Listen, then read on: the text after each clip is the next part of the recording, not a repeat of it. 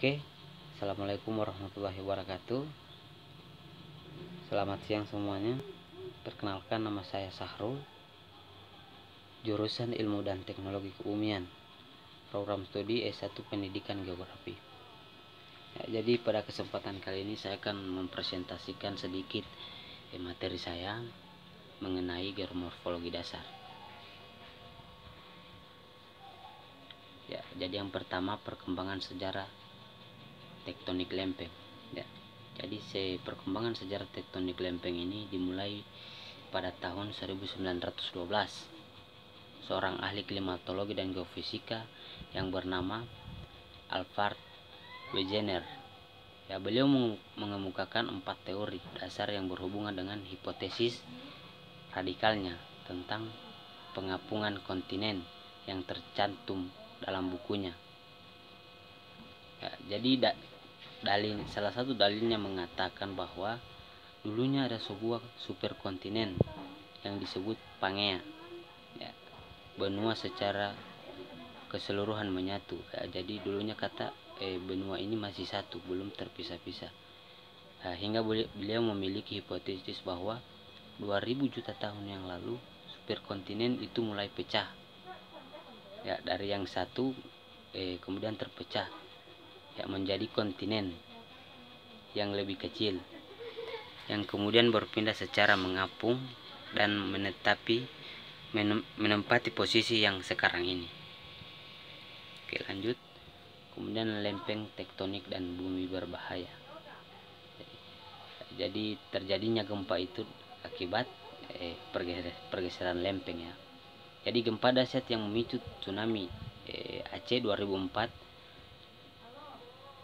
tsunami Fukushima 2011 sama dipicu gerakan lempeng tektonik. Pergerakan lempeng tektonik biasanya melepas energi luar biasa besarnya yang memicu gempa di kawasan sekitar. Diketahui bahwa zona-zona kegempaan aktif di seluruh dunia berkaitan dengan pergeseran lempeng tektonik tersebut. Jadi gempa bumi ini terjadi karena adanya adanya pergerakan lempeng tektonik yang kemudian berbahaya bagi manusia.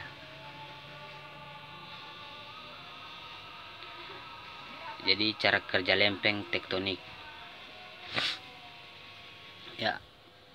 Pergerakan lempeng tektonik bisa terjadi karena kepadatan relatif litosfer samudra dan karakter astenosfer yang relatif lemah.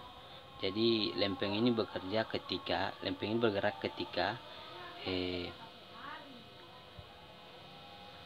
kepadatan relatif litosfer samudra dan karakter astenosfer yang relatif lemah.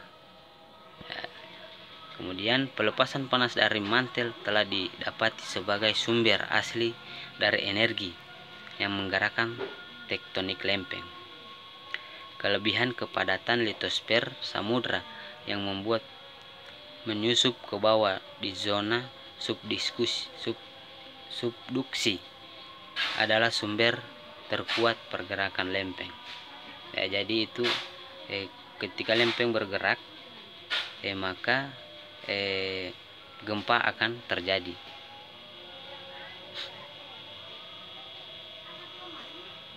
Batas lempeng divergen. Jadi batas lempeng ini merupakan wilayah titik lempeng yang sangat berjauhan karena adanya magma yang mendesak keluar. Kondisi yang terjadi adalah gerak bumi semakin melebar dan akan memicu terbentuknya samudra baru dan mid-ocean ridge atau punggung laut. Contohnya adalah patahan besar Afrika dan pematang samudra Atlantik.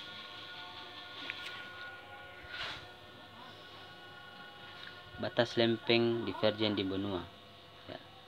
Dalam lempeng tektonik, batas divergen atau batas lempeng divergen juga dikenal sebagai batas konstruktif atau batas ekstensional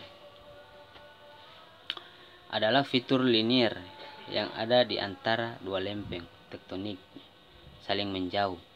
Batas-batas yang berada di dalam benua pada awalnya menghasilkan celah yang akhirnya menjadi lebih lembah retakan. Batas lempeng divergen yang paling aktif terjadi di antara lempeng samudra dan sebagai pegunungan di tengah samudra. Jadi batas yang berbeda juga dibentuk pulau-pulau vulkanik yang terjadi ketika lempeng-lempeng bergerak terpisah untuk menghasilkan celah yang diisi larva atau cairan untuk diisi.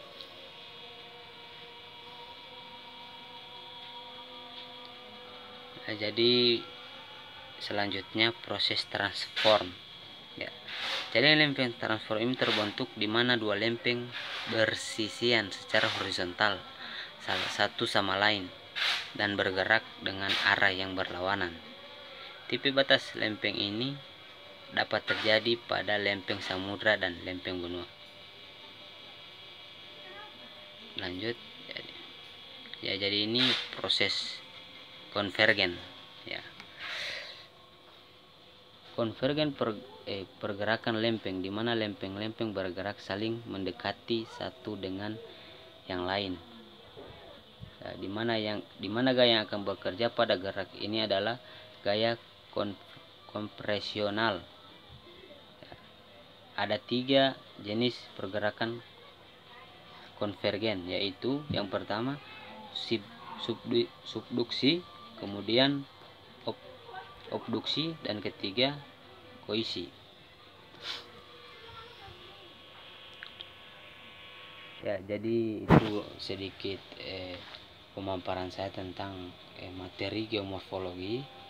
Ya, dan saya pribadi sadar bahwa dalam materi yang saya presentasikan masih banyak kekurangan. Ya, karena saya masih belajar. Ya, terima kasih. Lebih dan kurangnya saya mohon maaf. Wabillahi taufik wal hidayah. Wassalamualaikum warahmatullahi wabarakatuh.